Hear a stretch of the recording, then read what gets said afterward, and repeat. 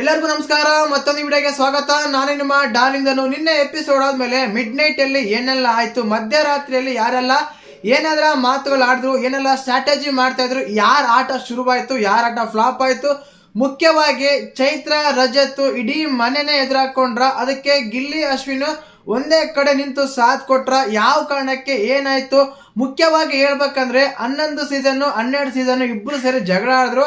ಆ ಜಗಳದಲ್ಲಿ ಯಾರು ಸರಿ ಯಾರು ತಪ್ಪು, ಮುಖ್ಯವಾಗಿ ಈ ಕಾನ್ವರ್ಸೇಷನ್ ಯಾಕೆ ಶುರುವಾಯಿತು, ಖಂಡಿತವಾಗ್ಲೂ ಇದರಲ್ಲಿ ಧ್ರುವಂತು ಅಶ್ವಿನಿ ಅವರು ಸೂಪರ್ ಅಂತ ಹೇಳ್ಬೋದು. ಯಾಕೆ ಅಂದ್ರೆ ಅಲ್ಲಿ ಎಲ್ಲರೂ ಬೇರೆ ಬೇರೆ ರೀತಿ ಮಾತಾಡಿದ್ರು, ಇವ್ರು ಮಾತ್ರ ಕರೆಕ್ಟ್ ಆಗಿ ಮಾತಾಡ್ತಿದ್ದು ನನ್ಗನ್ಸ್ತಾ ಇತ್ತು.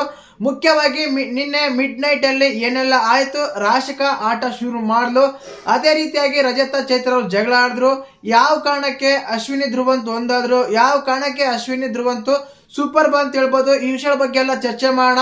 ಧನು ಅಂತೂ ಈಗಲೂ ಕೂಡ ಸೇಫ್ ಗೇಮ್ ಮಾಡ್ತಾರ, ಆ ವ್ಯಕ್ತಿ ಬದಲಾಗ್ತಾರ ಮುಂದಿನ ದಿನಗಳಲ್ಲಿ ಗೊತ್ತಿಲ್ಲ, ಆ ರೀತಿ ಅನಿಸ್ತಾ ಇತ್ತು. ಮತ್ತೆ ಮಿಡ್ ನೈಟ್ ಅಲ್ಲಿ ಏನಾರೈತೆ ಮಾಡೋಣ. ದಯವಿಟ್ಟು ಚಾನಲ್ ಯಾರು ಹೊಸ ನೋಡ್ತಿದ್ರೆ ಮಿಸ್ ಮಾಡ್ದಾನೆ ಸಬ್ಸ್ಕ್ರೈಬ್ ಮಾಡಿ, ಲೈಕ್ ಮಾಡಿ, ಶೇರ್ ಮಾಡಿ. ನೋಡಿ, ಮುಖ್ಯವಾಗಿ ನಿನ್ನೆ ಮಿಡ್ ನೈಟ್ ಅಲ್ಲಿ ಶುರುವಾಗದೆ ಕ್ಯಾಪ್ಟನ್ಸಿ ಟಾಸ್ಕ್ ಎಲ್ಲ ಶುರುವಾಗಿರುತ್ತೆ. ಆಲ್ಮೋಸ್ಟ್ ಅಲ್ಲೂ ಎಂಡಿಂಗ್ ಆಗಿರುತ್ತೆ. 100% ರಾಶಿಕಾ ಶೆಟ್ಟಿನೇ ಮುಂದಿನ ವಾರದ ಕ್ಯಾಪ್ಟನ್ ಅಂತ ಹೇಳ್ಬೋಣ. ಈಗ ಹೇಳ್ತೀನಿ, ರಾಶಿಕಾ ಆಟ ಶುರು ಮಾಡಿದ್ದಾರೆ ಅಂತ.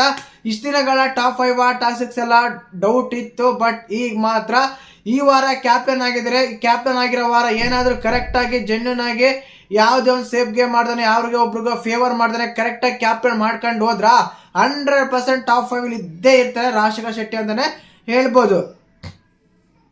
ಇನ್ನು ಅದೇ ರೀತಿಯಾಗಿ ಕ್ಯಾಪ್ಟನ್ ಆದ್ಮೇಲೆ ಅಶ್ವಿನಿ ಮೇಡಮ್ ಅವ್ರಿಗೆ ಕಿಚನ್ ಕೆಲಸ ವಹಿಸಿರ್ಬೋದು ಅನ್ಸುತ್ತೆ.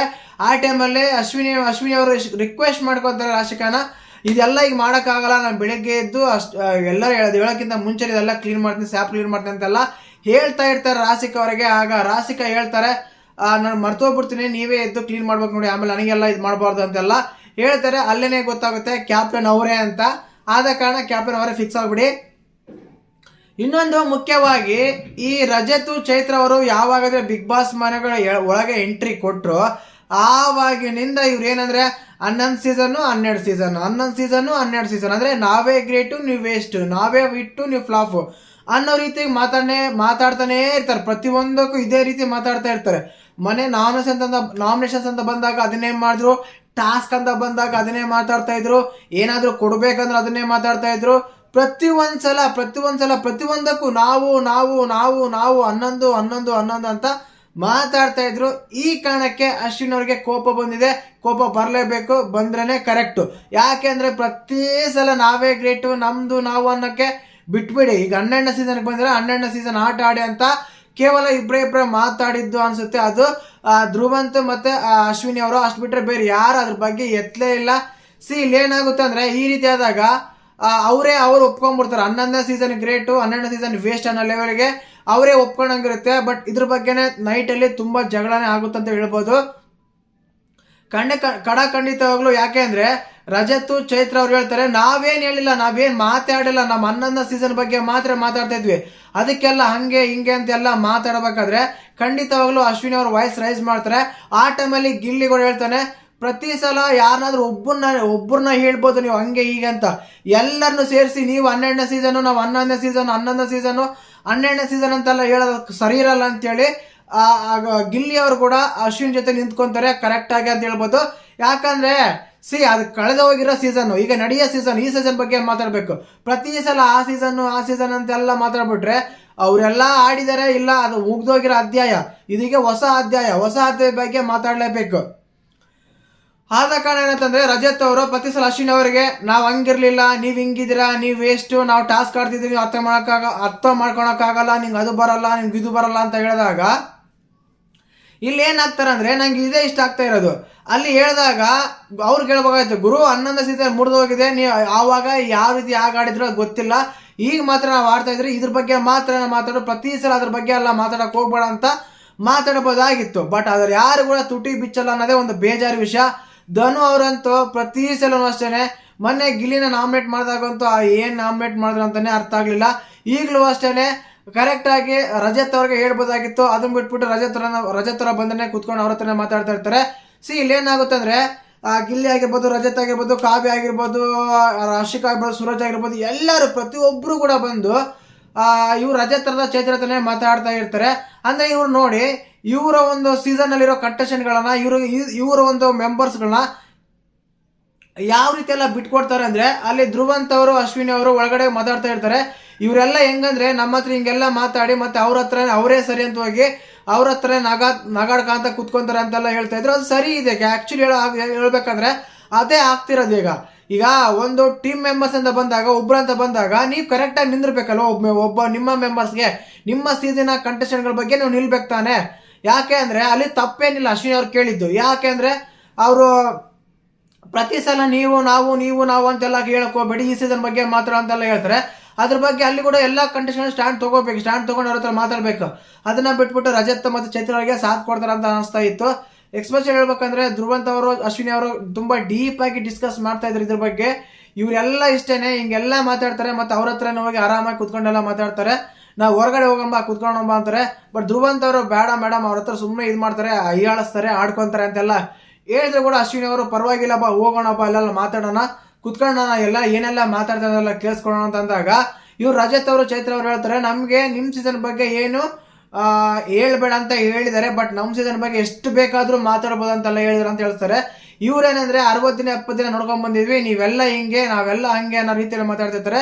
ನೀನೇ ನೋಡಿರ್ಬೋದು ಎಪಿಸೋಡ್ ಅಲ್ಲಿ ಏನಂದ್ರೆ, ರಜತ್ ಅವರು ಗಿಲ್ಲಿ ಅವ್ರು ನಾಮಿನೇಟ್ ಮಾಡ್ಬೇಕಾದ್ರೆ ನೀವು ಪ್ರತಿ ಸಲ ಕಾಮಿಡಿ ಮಾಡ್ತಾರೆ ನಾಮಿನೇಟ್ ಮಾಡ್ತೀರಾ, 70 ದಿನ ಇಡ್ತೀರಾ, 70,000 ಆನ್ಸರ್ ಬೇಕಾದ್ರೆ ನಿಮ್ಗೆ ಸಿಗ್ತವೆ, ಸಾವಿರಾರು ನಿಮ್ ಕಾರಣಗಳು ಸಿಗ್ತವೆ ನಾಮಿನೇಟ್ ಮಾಡೋಕ್ಕೆ.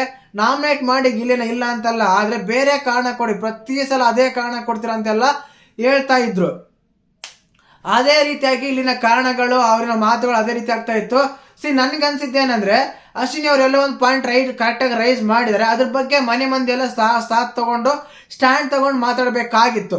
ಬಟ್ ಅಲ್ಲಿ ತಪ್ಪು ಯಾರ್ದು ಸರಿ ಅನ್ನೋದಕ್ಕಿಂತ ಮುಂಚೆ ಅವ್ರು ಮಾತಾಡಿದ ಮಾತುಗಳು ಮಾತ್ರ ನಾನು ಹೇಳ್ತಾ ಇದ್ದೀನಿ, ಕಟ್ ಮಾಡಿದ ಅನ್ಸುತ್ತೆ ಮೋಸ್ಟ್ಲಿ.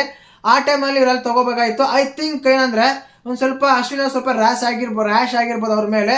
ಇವ್ರು ಕೂಡ ಪ್ರತಿ ಸಲ ನಾವು 11ನೇ ಸೀಸನ್ 12ನೇ ಸೀಸನ್ ಅಂತೆಲ್ಲ ಮಾತಾಡಿದ್ದು ಎಲ್ಲೋ ರಾಂಗ್ ಅನಿಸ್ತಾ ಇತ್ತು. ಕಾವ್ಯ ಆಗಿರ್ಬೋದು, ಗಿಲ್ಲಿ ಆಗಿರ್ಬೋದು, ಸ್ಪಂದನ ಆಗಿರ್ಬೋದು, ಇವ್ರೇನಂದ್ರೆ ಧನು ಅವರು ಅಷ್ಟೊತ್ತಂಕಲ್ ಅಶ್ವಿನಿ ಹತ್ರ ಮಾತಾಡ ಬಂದು ಮತ್ತೆ ಇವ್ರ ಹತ್ರನೇ ಕುತ್ಕೊಂತಾರೆ. ಆಗ ರಜತ್ ಅವ್ರ ಪಾಯಿಂಟ್ ರೈಸ್ ಮಾಡ್ತಾರೆ, ನೀನೇನು ಅವ್ರ ಕಡೆ ಹಂಗೆ ಈಗ ಅಂದ್ರ, ಇಲ್ಲ ನಾನು ಅವ್ರಿಗೆ ಹೇಳಿ ಬಂದೆ ಹಾಗೆ ಈಗ. ನನ್ಗೆ ಅನ್ಸಿದ್ದೇನೆಂದ್ರೆ, ನಿಮ್ಮ ಸೀಸನಿನ ಕಂಟೆಸ್ಟೆಂಟ್ಗಳನ್ನ ನೀವು ತಗೋಬೇಕು ಸ್ಟ್ಯಾಂಡ್, ನಿಮ್ ಕಡೆ ನೀವು ನಿಲ್ಬೇಕು. ಅದನ್ನೇ ಬಿಟ್ಬಿಟ್ಟು ಅವ್ರು ಬಂದಿದ್ದಾರೆ, ಗೆಸ್ಟ್ಗಳು ಬಂದಿದ್ದಾರೆ, ನೀವು ಅವ್ರ ಕಡೆ ಮಾತಾಡಿ ಇನ್ನೂ ಸ್ವಲ್ಪ ಇದಾಗ್ತಾ ಅನ್ಸಾಯ್ತು.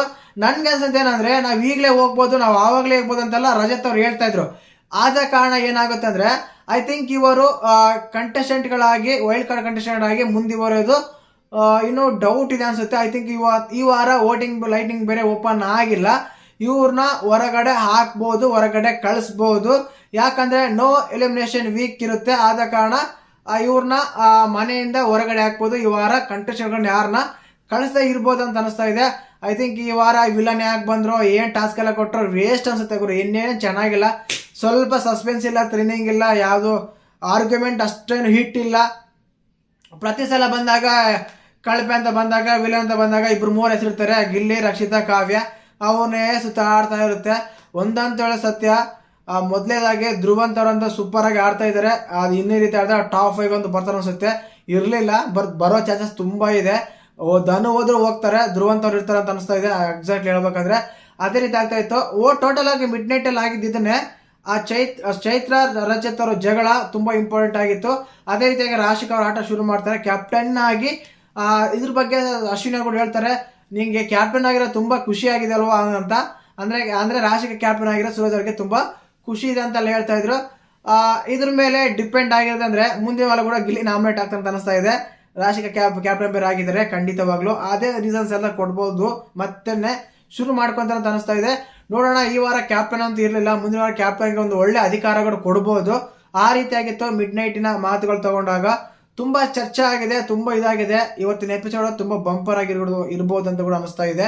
ಲ್ಯಾಗ್ ಮಾಡ್ತಾ ಇದ್ದಾರೆ, ಕಲರ್ಸ್ ಕನ್ನಡ ಆಗಿರ್ಬೋದು, ಹಾಸ್ಟೆಲ್ ಆಗಿರ್ಬೋದು, ತುಂಬಾ ಲ್ಯಾಗ್ ಮಾಡ್ತಾ ಇದ್ದಾರೆ. ಇದಾಗಿತ್ತು ವಿಡಿಯೋ. ಲೈಕ್ ಮಾಡಿ, ಶೇರ್ ಮಾಡಿ, ಸಬ್ಸ್ಕ್ರೈಬ್ ಮಾಡಿ. ಜೈ ಹಿಂದ್, ಜೈ ಕರ್ನಾಟಕ. ಮತ್ತೆ